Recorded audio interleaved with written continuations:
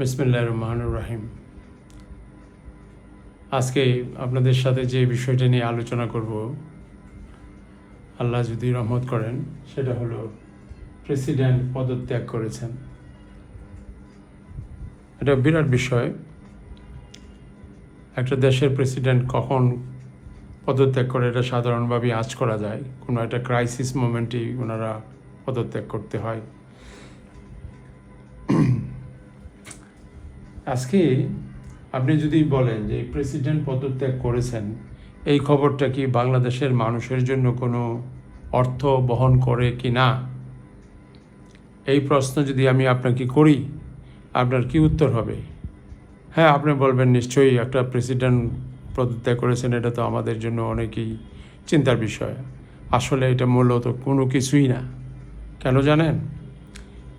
1972 সনে আমরা যে সংবিধান দিয়েছি, সেই সংবিধানে জনগণ যে সমস্ত প্রতিনিধিকে সংসদে পাঠান ভোট দিয়ে, জনগণের ভোটে, আমরা বলি জনগণের ভোটে, কিন্তু তারা যখন সংসদে বসেন গিয়ে, তারা কিন্তু জনগণের পক্ষে কাজ করতে পারে না।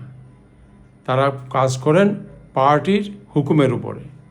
তার মানে কি, আপনি যাদেরকে ভোট দিলেন তারা আপনার পক্ষে কাজ করার কথা, আপনার স্বার্থে কাজ করার কথা, কিন্তু তারা চুপচাপ ওখানে পাপেট হয়ে বসে থাকে। সেই যে একটা ইলেকশন প্রসেস, সেই ইলেকশনের প্রসেসের মাধ্যমে যে লোকটা প্রাইম মিনিস্টার হয়, সেই লোকটা যদি একজন প্রেসিডেন্টকে নিয়োগ দেয় পার্লামেন্টের তরফ থেকে, ওনারা যদি ভোট দিয়ে একজনকে সিলেকশন করে, তখন ভোটাভুটি পর্যন্ত হওয়ার দরকার নাই। প্রেসিডেন্ট যাকে প্রাইম মিনিস্টার যাকে সিলেক্ট করবেন, সে অটোমেটিকলি হয়ে যায়, কারণ ওনার হাতে অনেক ভোট রয়ে গেছে।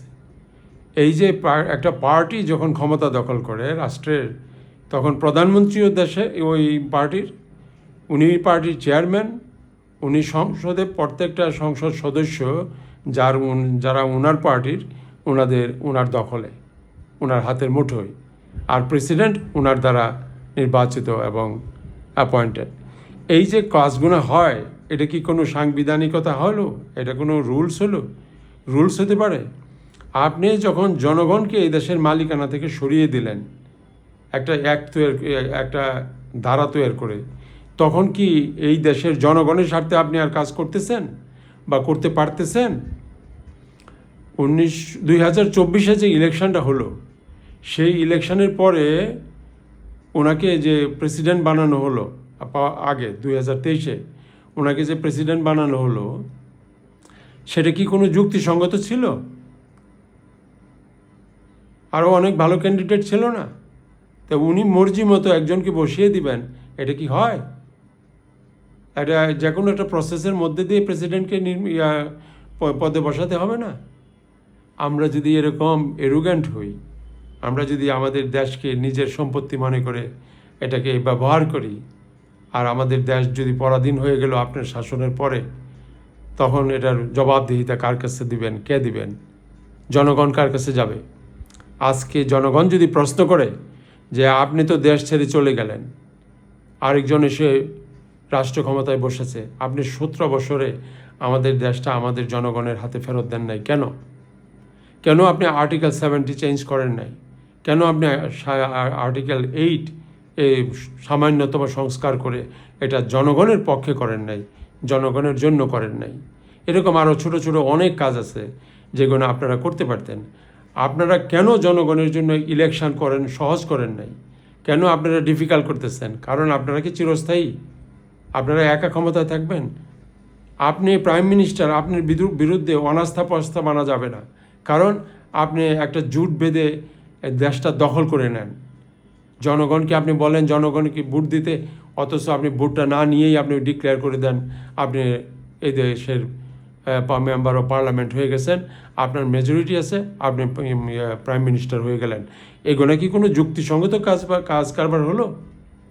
আপনাকে যদি কেউ প্রশ্ন না করতে পারে, আমাদের সাংবাদিকরা অনেক সময় প্রশ্ন করতে পারে না, ভয় পায়, কিন্তু যদি আপনি বাইরের দেশে যান, বাইরের দেশের সাংবাদিকরা যদি কেউ প্রশ্ন করে যে আপনি তো দেশের লিগাল প্রাইম মিনিস্টার না, তাহলে আপনি কি জবাব দিতেন? কারণ বাইরের এরা চিন্তা করে না আমাদের জন্য। কারণ কি জানেন? আমরা অসভ্য হয়ে গেছি, তারা জানে এই জন্য। তাহলে আমি যে কথাটা বলতে চাইতেছি প্রেসিডেন্ট যদি আজকে রিজাইন দিয়ে থাকে, এটা যখন ওনাকে অ্যাপয়েন্টমেন্ট দিয়েছিলেন সেটাও আমাদের দেশের জন্য কোনো জনগণের কোনো স্বার্থে ছিল না। উনি এখন রিজাইন দিচ্ছে, সেটাও জনগণের কোনো স্বার্থে না। এখন যারা রাষ্ট্রের ক্ষমতায় বসা আছেন, যেভাবেই বসছে রাষ্ট্রের ক্ষমতা, তো এখন তারা যাকে তাকে অ্যাপয়েন্টমেন্ট দিতে পারেন। এটা কি আমাদের দেশের মানুষের কিছু আসে কি যায়? কোনো উপকার হবে? কিছুই না।